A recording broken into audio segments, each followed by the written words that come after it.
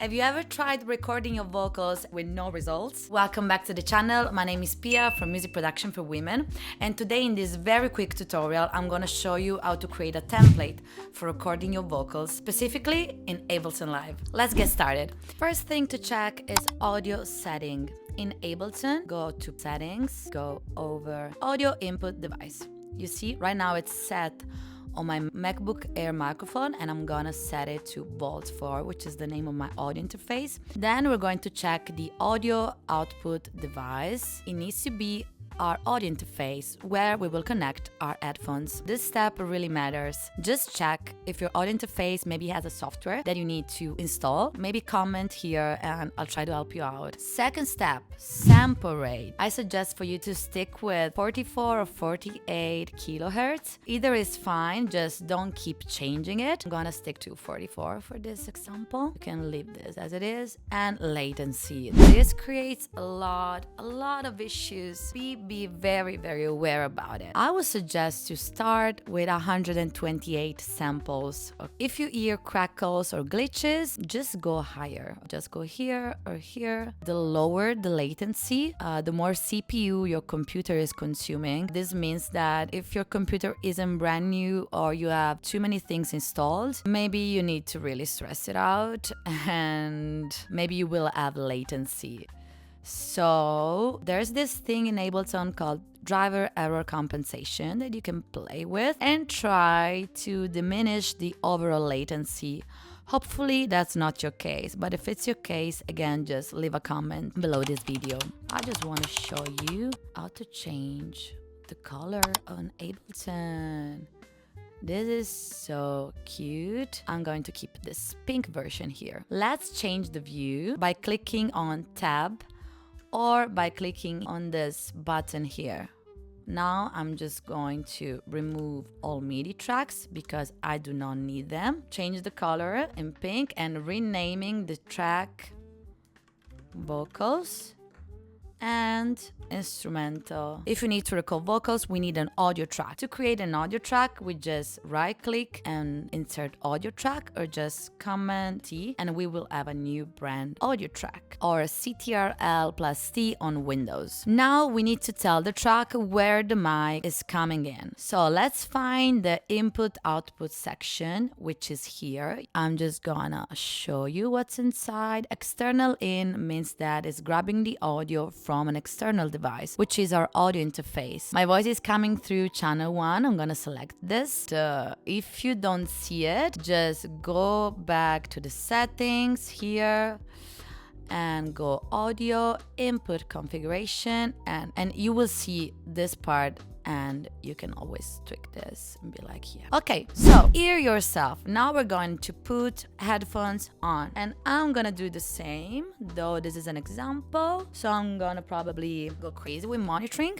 I'm going to take my headphones and plug them into my audio interface with the adapter that I have no idea where it is. Now I'm ruining my hair. I think I'm cool. This part here is the monitoring part. So I would just suggest to go with auto. Turn this on. Arm the track. Let's press this red button here, which means that if I press record, the voice is recording.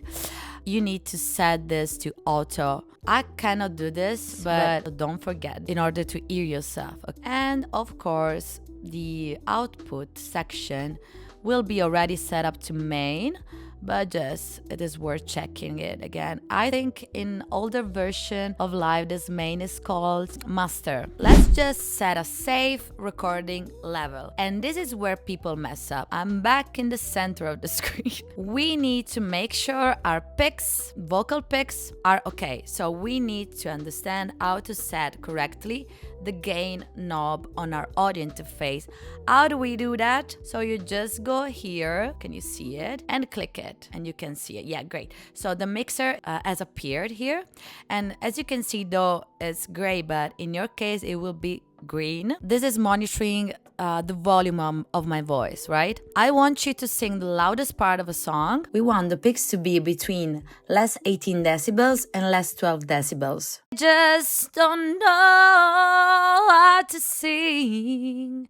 I don't know, but it's not picking. Make sure that this thing is set correctly so you don't end up just remaking your performance again and again and again. Now let's go to the fun part and let's start recording. You just load your instrumental track, of course. I don't have an instrumental track since I'm making up all of this. Just check the volume of your instrumental and let's start recording. I like to map the recording button to my keyboard.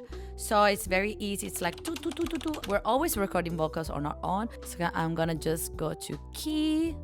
I'm gonna press this and press R. You can see the button.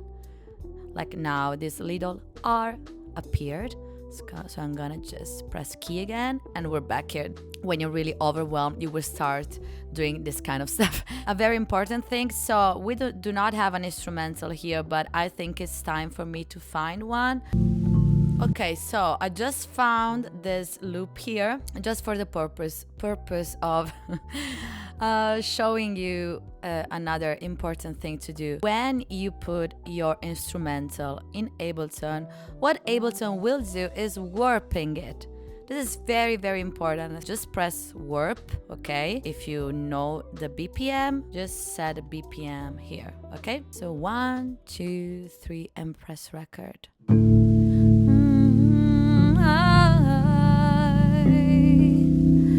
I don't know what I'm doing here. Oh yes. Right. We have the recording. We made it. It was easy, wasn't it? So another quick feature on Ableton is vocal lane. I'm not going to explore this in this video. If I press the record button again, you see whatever is happening here, it's recording above. So you think this audio track is being cancelled because if I drag this, and you would be like, where is my voice? Right click on your track and press on show take lanes. Ta-da! Welcome to the future, whatever you want to call this. So basically you can drag and choose the best part that you want to use in your track. I can make a whole video about vocal lanes. If you're confused by vocal lanes, you can just press this, arm this track, disarm this track, turn this to auto, and record your vocals here. So I'm gonna press my button, da da da da da da da da da, and I have my second vocals here. Then I can just chop this and be like, okay, I want this part, sorry, and be like, okay, I want this part, and then I want this, I don't want this part. So you can also press 0 and you can be like this, and I don't know, Command E for a quick cut, maybe like this, and be like, okay, I love my recording now, let's export this. We're going to press Command L to loop the track. This will just say to Ableton, hey, please export from 1 to 9. Click on File and Export Audio Video. There's also this shortcut here that you can learn. You press this and this nice cute page will appear. In the selection, we want to make sure it's set to main, render start 1, render length 8. Make sure to do this trick of looping your audio and be like, okay, maybe I just want this part, maybe just want this part, so just remember the numbers. Let's say I want to give a bar with silence. I'm gonna go again to export audio and video, and now the render length, it's 9. Sample rate, the same of your recording. Don't click anything here. Do not create analysis file. Do not convert to mono. Forget this. We want high quality for our track, so PCM is our girl. Maybe this one is okay. Bit depth 16 is okay. Dithering option, this one is okay. And press export. Let's rename it like Pia making random noises. I really hope this was helpful. So let's just do a quick recap. When you record your vocals, just don't forget to go over settings. Check your audio and output device. Make sure they're set to your audio interface. Choose one sample rate that you will use the same when you export your track. Play with your buffer size and with the overall latency because your CPU will suffer, like you will have latency. Make sure to arm the track, make sure to set the track to auto. Check the input that should be the same as your audio interface. Press the phantom power, otherwise nothing will happen. When you export your track, just make sure the length is correct. I really hope this tutorial was helpful. Subscribe for more and please leave your comments below. Thank you so much. I'm Pia from Music Production for Women and see you soon.